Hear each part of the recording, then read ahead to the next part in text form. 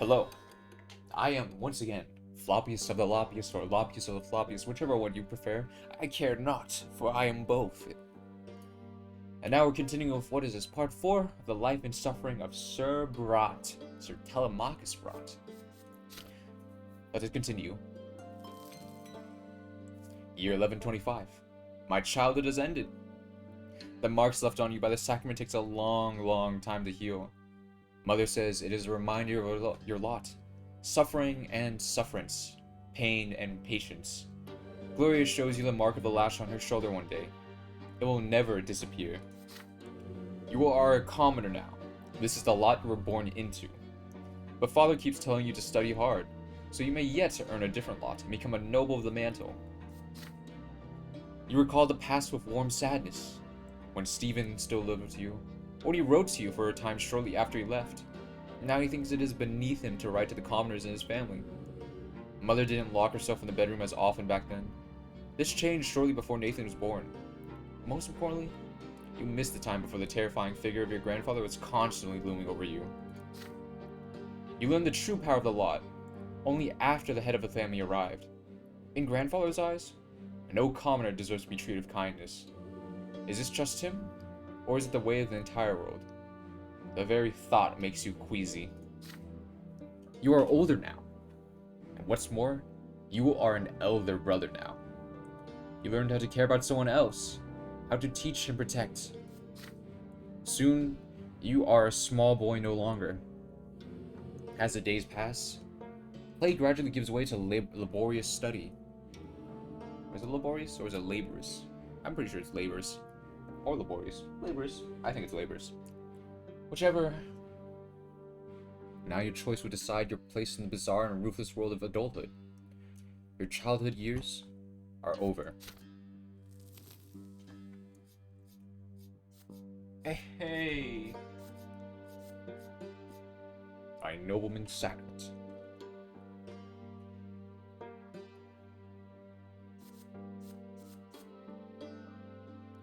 Alright, let's see.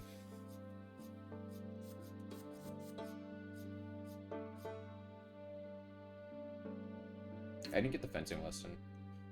Although I had to play with ants.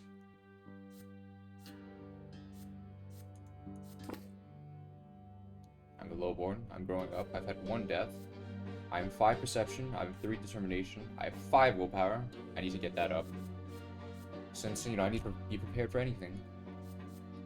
At the House of Brante, tarnished honor, moderate means, wealth. We are at peace right now. For the first time, we're at peace.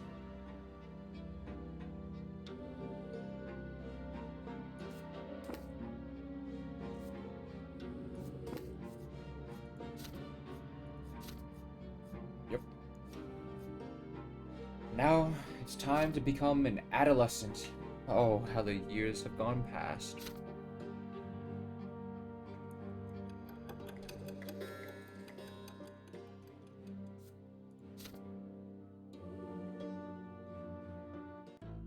I was growing up fast. The school, the streets, and the whole wide world awaited me beyond the gate of my parents' house. Oh, I like that guy's voice.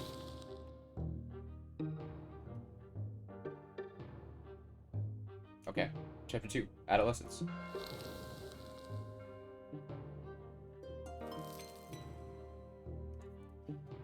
Chapter 2, Adolescence. You lived in this world for 8 years now. As you grow older, life grows more complex.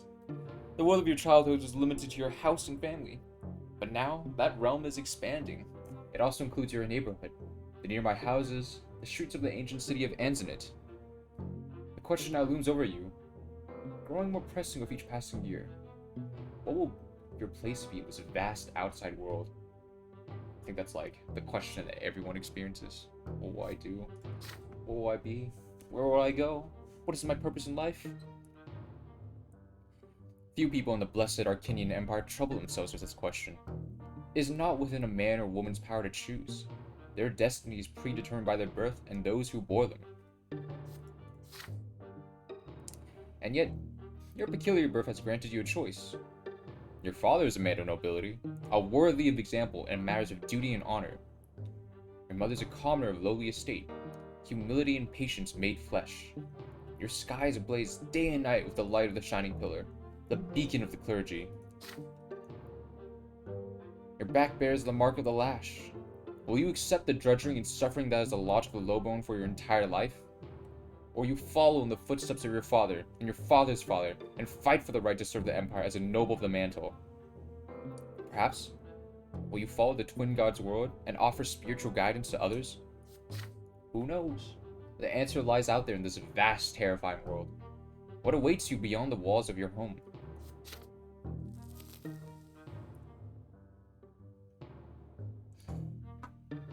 Let's see. Glorious secret.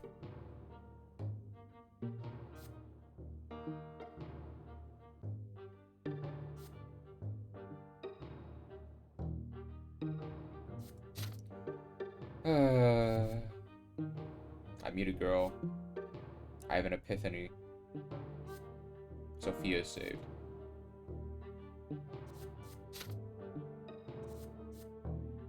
Alright, we have 3 new things. Nobility, ingenuity, and spirituality. Nobility. We have new character points, I suppose. First one, nobility. It represents how noble your thoughts and deeds are in the pursuit of the honorable ideal of a nobleman. It affects your chance of becoming a noble of the mantle and future skills that are crucial for the noble estate. So since we're heading toward the noble estate, this is going to be important. Ingenuity represents how quick-witted you are and how skillfully you can manipulate a situation your own in. It affects your ability to survive without the privileges of nobility and future skills that are crucial for a commoner. Why not have both, you know? I'm sure, like, being a noble, you need to have some, like, matters of ingenuity. I mean, in order to become a noble. Not that nobles are in... You know, I'm pretty sure some nobles are dumb. And spirituality, your aspirations to unlock the creations, mysteries of creations, and explore the divine and mortal world. The people around you and yourself. It affects your ability to become a priest and the future skills crucial for the clergy. I'm ready for action. I've died once. Oh, province screen is now available. And relations is now available. Half the empire screen is now available. Oh, that's cool. Okay. I have no relations yet. Alright, map of the empire. So where are we? We're in Anzinit. This is where we are. Okay, Anzinit, the city of my birth, the capital of the arid province of Magra, largest and most ancient city in the south of the empire. It's the home of the Silver Tree, a sacred landmark grown when the twins, when they descended to mortal realms. The old prophecies say that Anzinit is where the end of the world will begin. Okay. We have several... I'm assuming this is Magra. This whole continent is Magra. Illyria, the strongest industrial province in the empire, ruled by the Ogrif dynasty. Noble landowners of Illyria lease out their lands to commoners to build new factories and mines, a practice that continues to this day. Illyria was the birthplace of gunpowder and the firearms that employed before the noble estate banned its use across the empire as a weapon of dishonor. Huh. And we have Astinia, the heart of the empire. Astinia is a province of bountiful harvest, the breadbasket, I assume. This land is the main stronghold of the new faith, where the commoners and nobles alike follow the new doctrine. This land is ruled by the old Arcanian Diamant dynasty, but only Patriarch Julius Diamat, the Archduke elder brother and leader of the churches in the province, wields actual authority in Astinia.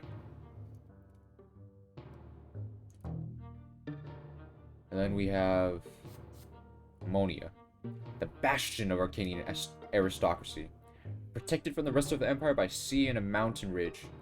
It is the second oldest province in the empire. Here, the noble traditions of yore are the strongest, and the lowly is denied all freedoms, save those they absolutely require. The Monroe dynasty conquered Monia long ago, and now reigns supreme in this impregnable province. So what, is this like Switzerland, basically? You got the mountains. Literally, if someone tries to invade them, they literally have the mountains to protect them. And this is pike and shot warfare, so, you know, Swiss pike formations, stuff like that. The northern province of Fiona, Constanta, and Hermia. The stern and inhospitable lands of the north. They were populated by the barbarian heathens until the great Arcanian warriors of the past came to eradicate them. The northern provinces are governed by the Emperor's own Tempest dynasty. The provinces are very sparsely populated with few factories or trading posts. Fishing is the main trade here. The locals say you can see the very peak of the shining pillar looming above the sea when the skies are clear. And then, we have Arcania, the birthplace of the Empire, and every Arcanian dynasty owned by the Emperor himself. It's the province of the most bountiful soil. Arcania abounds in ancient castles, green fields, towering forests. Sprawling cities and factories are virtually non-existent. And no Arcanian dynasty would ever let such massive human-built structures disfigure the desmine of their ancestors. Demes? The home of their ancestors. The only place in this province teeming with life and the spirit of the New Age is Eterna, the capital of the Empire. In our province, Archduke Melindus, he's the supreme lord of my province's birth, known for being obstinate and despotic, notorious even the Arcanians. Alright, he's tyrannical. Patriarch is Photis, patriarch of the Magret New Province, and the founder of the New Faith. He's the first to defy the laws, establishing the teaching of Isastis. He encouraged people to find the twins Godolphin and say that everyone is equal in the twins' eyes.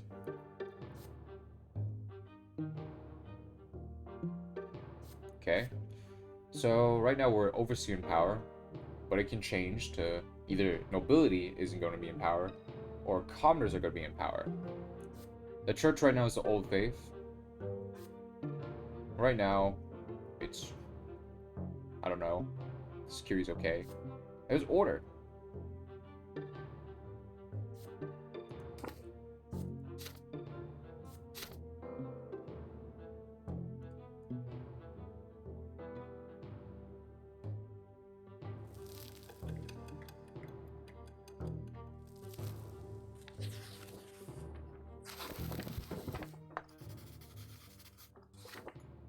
The boy down the street. The family expects more and more of you as you grow up. The teachers and tutors hired by your father keep you on your toes all the time. Your life these days is dedicated to studying for your future. For the future of the Brante family. Your younger brother Nathan keeps growing up too. He can hold a conversation now. You never refuse him when he comes to play, provided you have a bit of free time between your demanding lessons. It's a rainy day today. Father and mother have gone to a ball and they left Nathan in your care. You lose track of time over the books in the sitting room, and Nathan goes off alone to splash in the creek. Soon, you hear his voice begging you to come outside. He's on the porch, sobbing all covered in dirt. You walk up to him as he continues to bawl. Nathan Brent. It's all that kid. He pushed me into the ditch and called me names. He said I was a fancy pants fool. He said I'll call my brother. He's still there. You have to go punish him, Telemachus. Oh, okay. Alright, I'll help you, Nathan. But, like, you better come with me. You actually better come with me. Like, you better help me fight. Nathan points at a lopsided wooden house further down the street where the poor artisans live. You see two boys linger there on the porch. They are clearly both commoners, but far from poor. One of them is almost as tall as Nathan, and he frowns in a funny way, just like him. The other looks older, almost your age, but he's more broad-shouldered and taller. His name is Thomas. You've heard it before. There, Telemachus! That's him! Nathan points at the younger boy and hides behind your back. Thomas grins and rolls up his sleeves to reveal strong forearms. He must have been helping his father with manual labor for quite some time. Listen up, rich boys. We don't give a damn about you or your friendship. We don't let nobody call our home a stinky rat hole. Your little brother earned his ditch dive. Wait, Nathan, did you just call their home a stinking rat hole? Maybe next time I'll dress normal and stop picking fights with people who can throw them in the mud. Okay, maybe Nathan was wrong, but I'm not gonna let this insult pass. Your hands clench into fists before you react. Nathan's called them names first. No wonder they did the same. That's how it goes. Pushing your brother into a ditch is too much. Thomas stands tall and confident. He sees no threat in you. You're about to get ready for a fight when you feel a tug on your sleeve. You turn your head to see Nathan, the one who started the whole mess. I'm probably like that, yeah.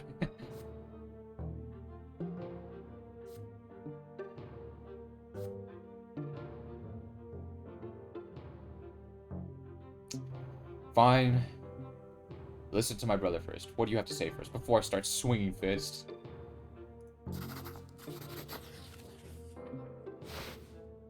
Nathan keeps tugging at your sleeve, harder and harder. Finally, you turn and look at him. Don't fight him, please. Look, he's huge. Let's go home. Who cares about them? You're all sweaty. Are you gonna listen to your litter brother and walk away like a coward? All you rich boys are chickens. You do nothing but squawk, but when push comes to shove, you run home to mommy. Now he's done it. Your patience has run out. You swing at Thomas and he jumps back, surprised by your soul. It takes a moment to compose. Why is English hard?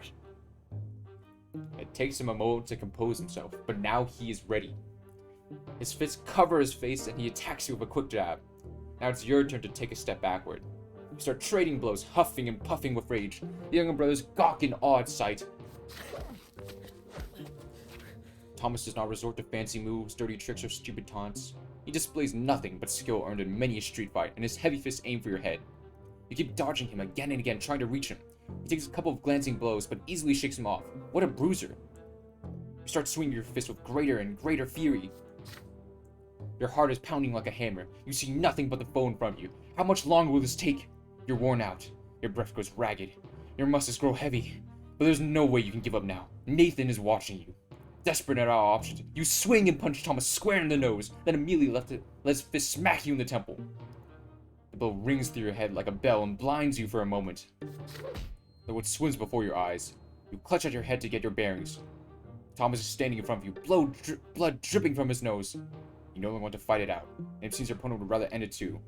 But you keep standing there, eyeing each other angrily. Then suddenly, you hear an angry shout right next to you, an enraged man in craftsman apron shaking his fist. Thomas' face contorts in terror right away. It's my father! Run!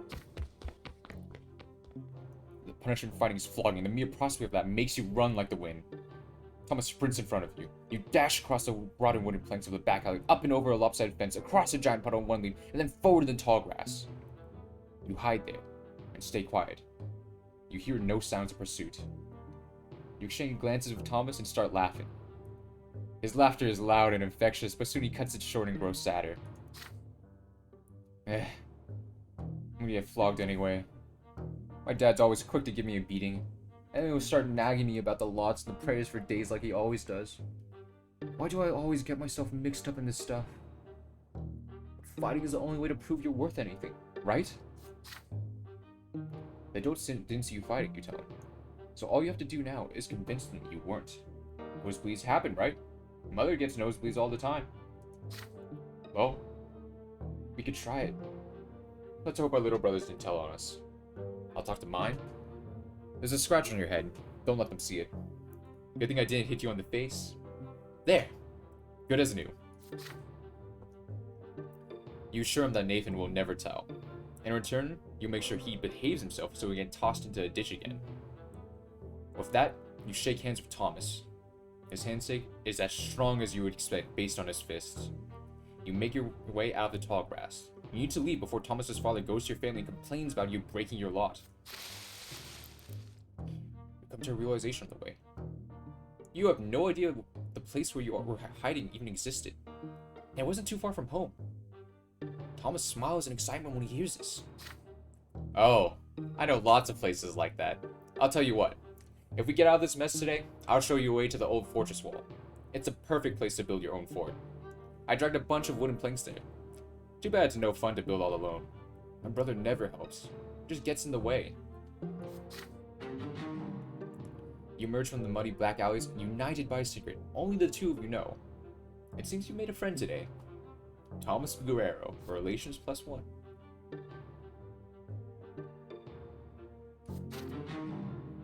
And we have unity. +1. Nice. And yes, we got willpower. Full of power.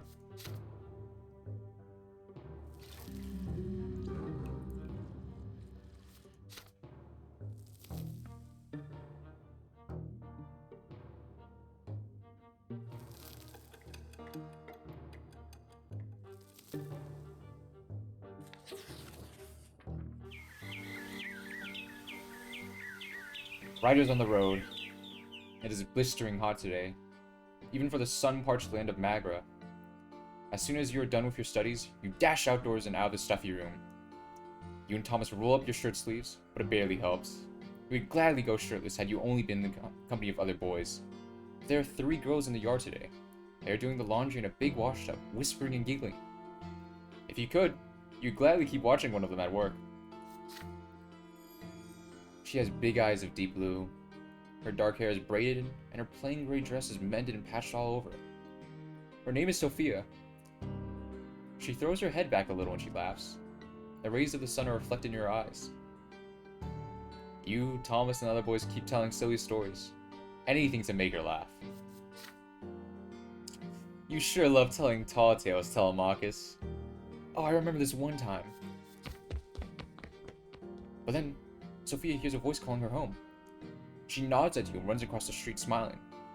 Her light steps carry her forward, but her eyes are looking elsewhere. But then a stone in the road catches her foot. She stumbles and falls flat into the dust. The streets start riding from the thundering of hooves. Riders appear on the road from around the corner. They bear a coat of arms you recognize right away. A sable serpent blade upon a field of vert. It symbolized the Milianus dynasty, the family of Province's Archduke. The horses dash forward. A lost wooden toy in the road cracks in their hooves. They will not slow down. They are nobles, and the rest they must wake. And the rest must fuck's sakes. And they are nobles, and the rest must make way for them. Sophia is in their way, just now starting to get back on her feet. Her mother is crying for her desperately from behind the fence door. You freeze in terror. The riders surely see the girl. Are they going to stop? Or are they going to trample her? In only a few moments, the beautiful girl will be toppled, trampled, and crushed. I'm gonna die. I am actually going to die.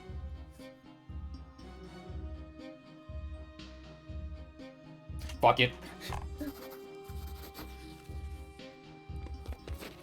You throw yourself blindly into the road, swing your arms wildly. Dazed by the sound of the thundering hooves, you can see nothing in the dust. For a brief moment, the horses slow down. Just long enough for Sophie to get back on her feet and flee to the roadside. But then the riders dig their spurs in. Dozens of horses knock you off your feet and roll across your body. Your bones creak, break, and crumble. Your ears are ripped apart by the thundering rhythm of the ride. Your innards are pulverized. The last thing you remember is the sound of your own skull caving in. Oh my god, I'm dead! Again! Impenetrable darkness surrounds you. You stand alone, bare to your very essence. It paralyzes you. You have an urge to cover yourself, to hide. No one should see you so vulnerable. But you cannot conceal the truth in this place. You are bathed in an unbearably bright light. It has no hint of warmth in it. It is blinding. It leaves no shadow in the entire world. It is the light of the shining pillar itself. In this radiance, you can clearly see all of your thoughts and doubts, your errors and transgressions, the contradictions that have permeated you since birth. They cover you from head to toe, like rough gray tatters, but they melt away in this light. You are naked. You feel liberated and whole. It is as though all the wounds and cracks in your souls have been healed, making it the way it should be. It is as though the scales have fallen from your eyes. You see true shapes of things now. These are the laws by which the world abides, the grand design that moves life itself. You tread a path that is barely visible in the blinding light, giving shape to everything. In this light, you see the infinite complexity of the world, from the tiniest leaf to the enormity of the empire. And this world maintains its bounds by virtue of the law that was embedded in itself during the act of creation. Ahead of you, 2 figures are waiting on the path. They are gigantic, many times taller than a man. The elder holds a lash, the younger a sword. The younger gaze at you sternly, coldly. You kneel obediently before him and lower your head. The god raises his sword above you. This is divine retribution. There is no law without it, nor can there be. Every action has consequences. This is what shapes the world, making its very existence possible. In this moment, beneath the gaze of the merciless god, you comprehend the laws that bind the entire world together. Which manifestation of the law will you live by? So we did cause last time, which is Your life source shapes the world, and thus you influence the great law itself. Empire? It is not the ultimate manifestation of the law, the great... Okay, so we can either support the Empire, we can either support our lot, we can either support our family, which sounds pretty good. We can also support our cause. We can also support ourselves. We can also support against the law.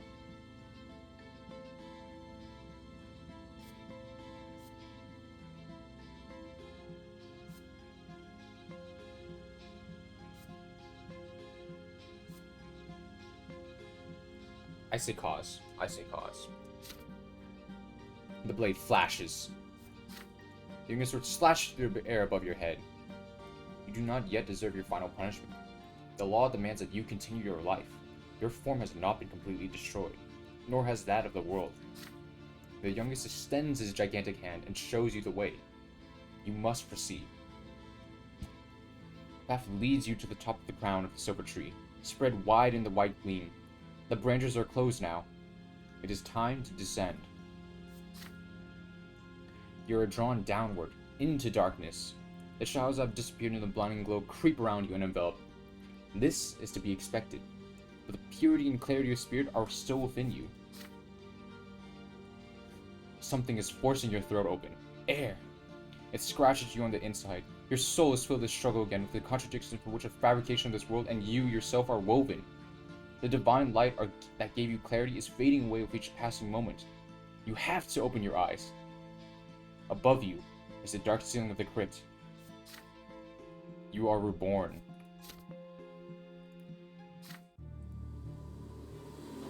Then you can feel again. You sense your body, heads, arms, and legs. The light fades around you, obedient before a will that is stronger than you. You return to the world. Such is the law of twins, who will return to the world until the time of your true death. And in this world, you will have a body with which to feel pain and suffering and pleasure. You smell a sticky, moist odor. You open your eyes and see the figures of mother and father in the gloom of the family crypt, speaking to each other, quietly. They stop as soon as they hear you gasp. Mother runs to you and locks you in an embrace as father wraps you in his cloak. Neither of them says a word as they lead you out of the surface and back home. Robert Brante, you met a terrible end, my son. You were trampled by those horses. Don't be so careless ever again. The lives you were granted by the twin gods are not to be wasted so recklessly. You will be punished for this. The twins have already meted out their punishment. You tremble, your steps unsteady as you learn how to move again. Your body is eerily smooth, fresh and renewed. Even the recent scars and scratches are all gone. But there's something new on it. A fresh black mark, a reminder of your lesser death beneath those hooves. Remember that, by the twins' mercy, we are given enough time in this world. Should you die before your time, you will be brought back by their grace. For 3 times they will rescue you from a terrible fate. The 4th death is true and final for all. Every loss of life we were granted at our birth is a heavy blow to us. But the God told us not to mourn a lesser death, and so we will humbly accept this and move on. See, your body has been reborn anew, with all your wounds healed. Do not mourn your loss of life, my son, but thank the twin gods for their justice. Do not speak of this, and do not ever play by the road again if you wish to keep on living. You cautiously go back outside the next day. Children from the neighborhood surround you. They all saw you get trampled, and now they will ask you the same question. What was it like to die? Thomas rescues you from their pestering. He pushes the motley crew aside, hugs you, and pats you on the back.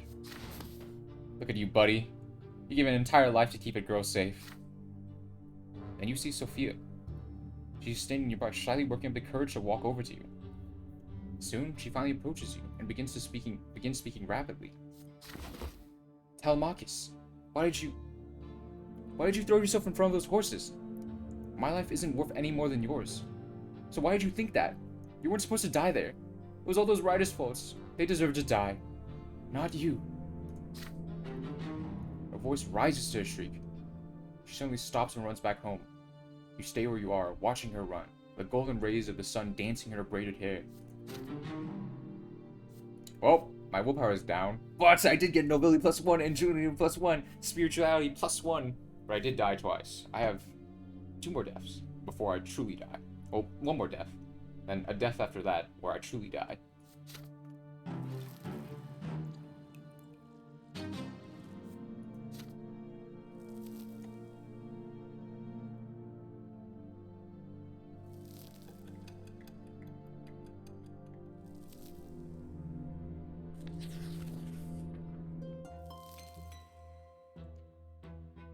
Year 1128, fall, soil, and gunpowder.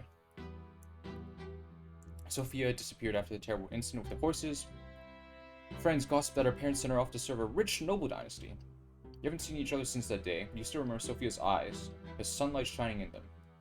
But no matter what, life must go on. I am 10 now. My studies continue, my learning about the land continues. Ansnit is an ancient city in imperial province by the name of Magra. All soil Magra was turned to ash aeons ago, scorched by magic during the rebellion of Duke Char Melandis.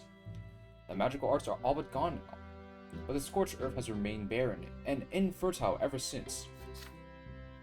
Since then, the entire province has laid barren, tormented by cold and scorching winds in equal measure, with few precious plants taking root on their own. All fertile land in Magra is brought elsewhere, and brought here by an endless caravan of carts and carriages. To pay for food and soil, the cities of Magra have been skilled in many trades, primarily mining and digging for metals and stone.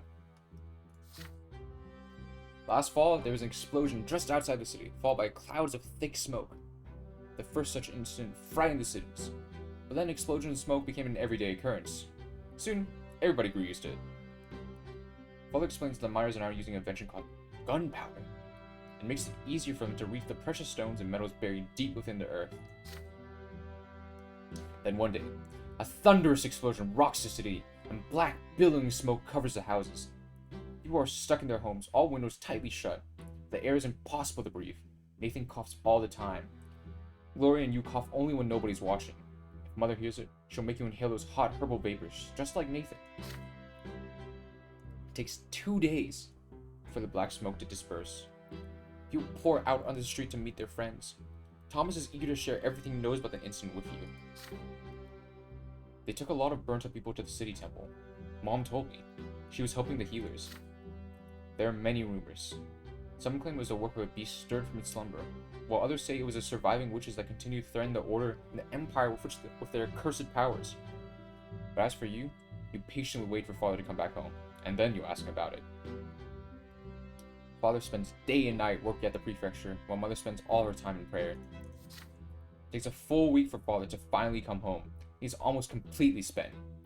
You muster enough courage during dinner to ask him what happened outside the city. Father raises his head, his face a bleak, weary mask, and starts muttering his proclamation. It's almost as if he doesn't see you. It's the mine outside the city. They were trying to get a vein of ore.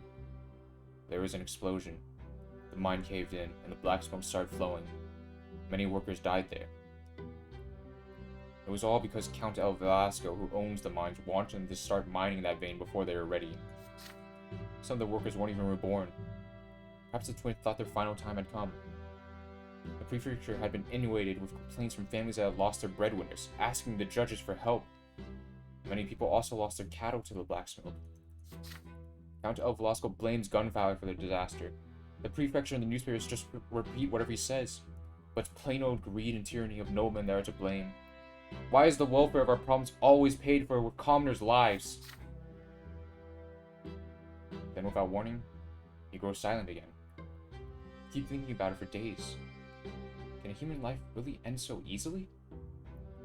A single moment of bad luck, and you die, only to re-emerge from the temple, or the family crypt with a new black mark on your arm. Or worse, you remain where you fell, dead, never to be reborn again.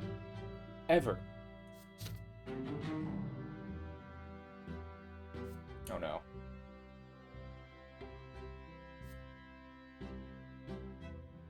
This ain't good. We got wealthy at the expense of literally like hundreds of lives, which is how the world actually works, I'm not gonna lie. Stephen's arrival. During lunch, Father tells you to stay home in the evening and prepare to meet some important guest.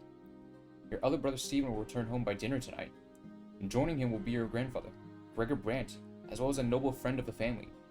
You're excited about your brother's return. It's been years since you last saw him. How has he changed during his years away from home? You and your father await the guest anxiously. The doorbell rings. 3 people are standing outside. Grandfather's the first to come in, naturally. He has not changed a bit since his last visit, still eyeing the house with contempt, looking for any reason to demean it. Grandfather is followed by a stately young man, dressed in a jacket embroidered in silver, whom you barely recognize as your brother. Stephen casts a glance at your threadbare clothes, your dirty fingernails, and smirks. The last to enter the house is a personable gentleman, with a worn-out, wrinkled face. You have heard a lot about this man from father and grandfather. He is Baron Augustine Elborn, Stephen's uncle, a family friend, and the province prefect, which means that he is the head judge, and thus, father's superior. So Elborn smiles lightly, and offers you his hand. And this must be your younger son, Telemachus, yes? You have your father's eyes, young man. Father bows slightly to grandfather, and so, Sir Elborn. But there's a moment of quiet, and Stephen turns calm. Father reaches out to him awkwardly, expecting an embrace. There's a question in Stephen's eye as he looks at grandfather. The old man shakes his head, almost imperceptibly. We noblemen ought to put our emotions on public display, father. Not even after a lengthy separation. There is no embrace. Instead, Stephen nods to father curtly. He responds in kind, his face devoid of emotion. After the greeting, you proceed to the sitting room. Elborn is the first to enter. He kisses mother's hands and Gloria's too, and tussles Nathan's hair after he sees him hiding by the table. Grandfather acknowledges him with a nod. Greetings, Lady of Brant. I remember you were kind to me when I was but a child, and you must be Nathan. You barely walked when I saw you last. Your eldest brother ignores Gloria completely, not even a greeting. You proceed to the dining room with a dignified manner and take your seats. The dishes smell delicious, but they merely punctuate the overwhelming tension at the table. Elborn is the only one with a friendly smile on his face. The dinner is splendid, Lydia. You should choose the dishes yourself. You have a truly refined palate. It warms my heart to know Stephen spent his early years with you. Womanly care always does a child good, no matter the estate. Your force freezes in the air halfway to your mouth. You expect many things from a noble sort, but words of praise for a low-born woman are not one of them. Cast a glance at grandfather. He looks like he is about to choke on those words. It would do my grandson more good to stay at boarding schools, among his equals. Please, Gregor. Parenting is no less important. Nothing can replace a mother's love. I cannot deny it. It saddens me greatly that my late sister could not be there to raise Stephen. But there was still a family for her. He was surrounded by love. How could that be bad? And besides, his father was by his side all the time. A father's example is always the best. After all, Robert earned the judge's rank the same way you did. Your grandson will surely follow in your footsteps. And who knows, perhaps even the younger men of the Brant family will contribute to the... You clumsy low-born credit! Everybody's startled by his sudden outburst. Grandfather's face is turned red. He's glaring at a young lady servant holding a pitcher over a glass. Stephen is sitting right next to her, dabbing a napkin on a fresh stain on his jacket. Begone this instant! The lady servant runs away, leaving the pitcher on a small table by the door. After a quiet moment, Elborn smiles again. It appears the servants have left us, yet dinner is far from over. Worry not, Uncle. There are enough commoners at this table to keep us served with food and drink. Stephen glares at Gloria across the table. She's sitting right next to you. She shrinks down and hunches over under his gaze. Father furrows his brows. Mother covers her mouth with trembling hands. Grandfather sneers. Stephen's gaze did not move. The silence lasts far too long. Then she starts to rise from her chair. If the Brant gentleman so wish it.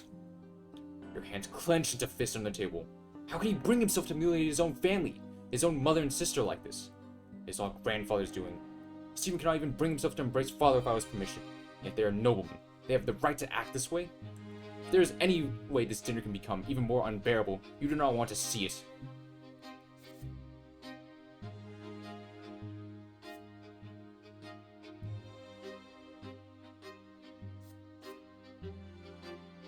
I'm helping Gloria.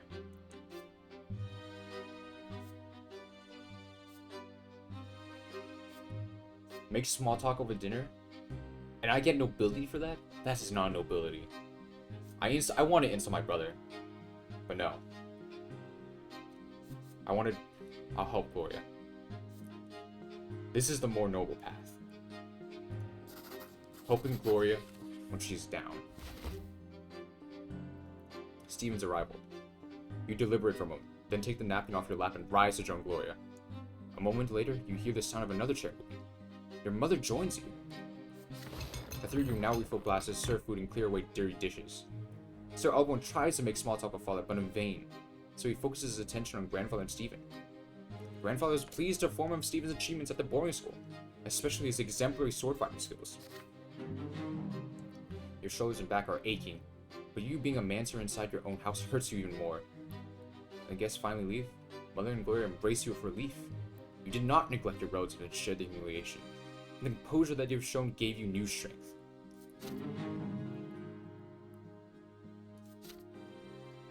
Dude.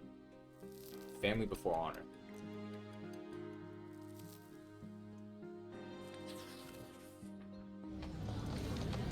A dropped handkerchief.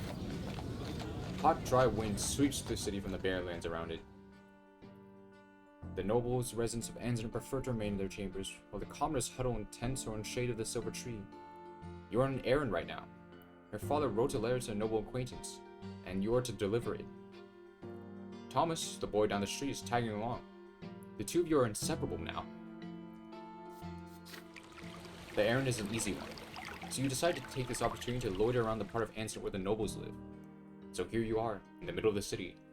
In this middle of the city, resting on the ancient brickwork by the old fountain in the merciful shade of the gargantuan silver tree. Thomas is by your side, lazily slouching on the edge of the fountain's great basin. It's a hard life for commoners like you and me. Either you break your back in a workshop day and night, hoping someone will buy your goods someday. You become a manservant to some noble. You'll never get a chance to enjoy life. This is our lot, you're reminded. We work and endure and suffer. But Thomas waves your words away. Yeah, I know all of that already. Mother keeps drilling that stuff into me. We must be humble. Our strength is patience and persistence. So yeah, I say. But I want to make my fortune no matter what. So how ain't that living by my lot, I ask you? But the lots, they ain't easy. Let's take you for example, Brant. Your father's a nobleman. But even if that didn't make you one, just look at your hands. You never had to work so hard as me. We have the same lot, so we're supposed to suffer the same. Or look at your father. He's a judge. He toils at the prefecture day and night doing his judging, and he's a noble. I've never seen an Arcanian work as hard as he does. You shrug. Arcanians are a different race. The books say they were born to rule over humans. They are never commoners, always nobles of the sword by birth. They founded the empire after subduing all the human kingdoms on the continent. Humans will never be their equals. Arcanians are always better, smarter, stronger. Their skin is a noble shade of blue. If the books are to be believed, of course, you have never seen one yourself. Your idle chatter is suddenly interrupted by a rugged-looking guardsman dressed in black and green. He chases you away from the fountain. Common rebel like you have no place here. You hear the clattering of hooves and wheels against the cobblestone and see flags bearing a coat of arms. A sable serpent on a field of vert. It makes you squirm. It is the Archduke coat of arms. Emilian's dynasty. The carriage opens, revealing a young lady in a luxurious dress. You cannot look away from her. Those dainty shoulders suggested but not revealed by the cut of her dress. Her black hair cascading over them. Her stately slim silhouette. Her pouty lips and prim nose, and those eyes dark like the night sky. The way she moves. Fluidity. Gracefully. More importantly of all, her skin glows in an azure blue. She's a masterpiece given life. She is an Arcanian. Right, I'm gonna head off there, boys. This is where I'm gonna stop it. Thanks for tuning in on part 4.